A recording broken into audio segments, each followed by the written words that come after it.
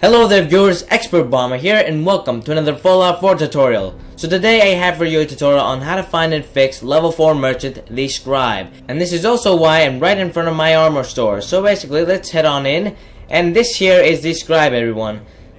And before I actually get into what he sells, because he does sell 3 legendary items, they're a bit pricey, but you'll find out why in a bit. So the way to find this guy, this is a tricky one. So, this guy is found in a few locations because he is a random encounter. And I've been looking for this guy since I was level 40. Wait, 50. And I'm level 70 right now.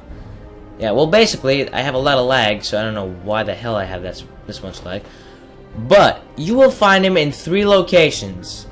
And number 1, everyone knows this location. It is the, where is it? The Cambridge Police Station, which is right here.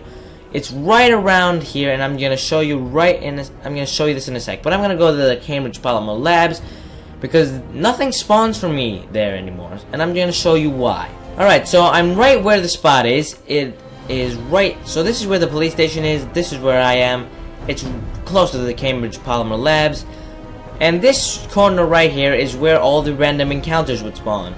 But, because I completed the game in a specific way, or in general, maybe it's just because I completed the game, nothing spawns for me here anymore. And I could never find him in this spot. I found him once in a different spot, which I'm going to show you in a second.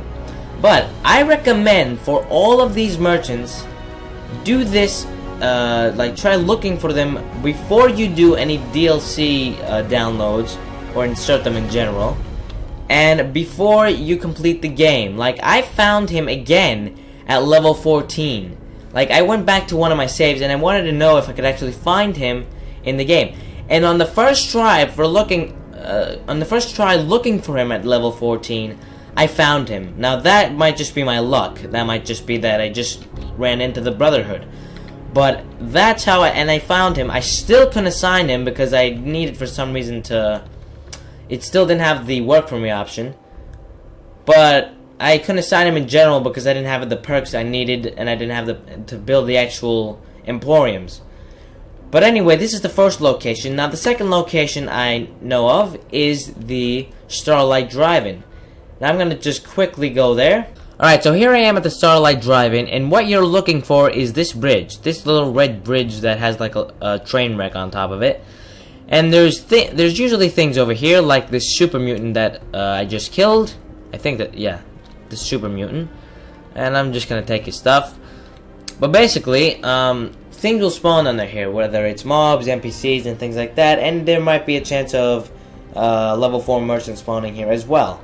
Not very easy to find them here, but this is also a possibility.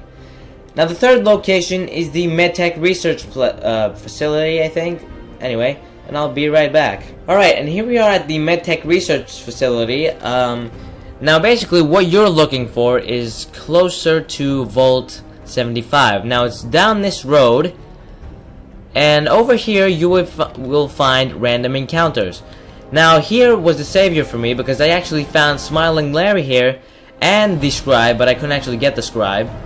But for some reason they've stopped spawning here. Like after a few times I would just find those ghoulish dogs all the time, and now I don't find anything for some reason. But this is also a very good spot to find random encounters. And moving on to the next location, it is the the Mass Fusion Containment Ship.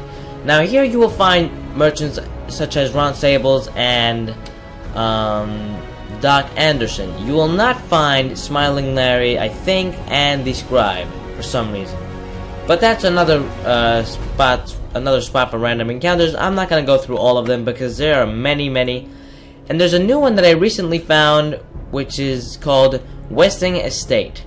Now this place is also very useful. It is close to the WRVR broadcast station, which is where you find level 4 merchant and Hargraves. So keep that in mind if you want to go there. It's southwest of Diamond City. But anyway, I'm just gonna go back to my settlement and show you how to actually fix him. Alright, so the way to actually fix this guy, or if you haven't found him and you're on PC, you're in luck, because there's a way to actually get him to come to your settlement. Now, the reason I couldn't actually just do it like the other merchants, it was like times I could just bring them to my settlement by typing disable, enable, and move to player in the console command line. But this guy wasn't even spawned in the world. That's right, ladies and gentlemen. This little annoying person is not even spawned if you don't find him. And I think even if you have found him, he won't even, like, if you don't have his ID already, I don't know what he will do. So his basic ID is going to be 0010D56D. Now that is his ID. And what you want to do with that ID is, well, type prid and the ID, which is 0010D56D. You want to type prid that, and then you want to do spawn, and that will just spawn him in the world. I don't know where he will be. It's probably the last place you saw him, or if you haven't seen him, probably the place that they all spawn. I don't know where they spawn. But then you want to do disable, enable, and then move to player, and he will be moved to you. Now, there's a chance that he will actually be commandable by you if you get him. If you're in your settlement while you're typing those commands, he will be commandable by you. Because all of these merchants, for some reason, are already commandable by you if they're in your settlement. Now, keep that in mind. So you don't need to have the work for me option to get him to work on your armors. Your armor emporium. So basically, what else you want to do, if he is not commandable, and it's kind of like Smiling Larry, which you can't even command him if you bring him there, you want to type these commands, which are going to be set PV, be commandable 1, and then set PV, be allow move 1, and then set PV, be allow caravan 1. And that will basically make him commandable. Now I'm going to show you what he sells. And he sells some pretty neat stuff. But that's basically it on how to find and fix him. Now let's show you what he sells.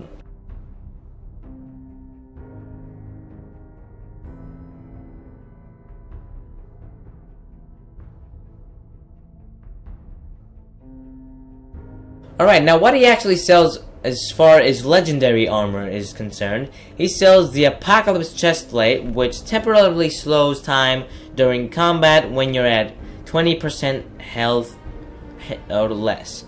Now that is very useful. That was very useful with the Apocalypse left greave, which was a I think it was a leg protector. I don't remember what it was. But anyway, that was helpful because that's the same thing. The Apocalypse items do the same exact thing on whichever case it is.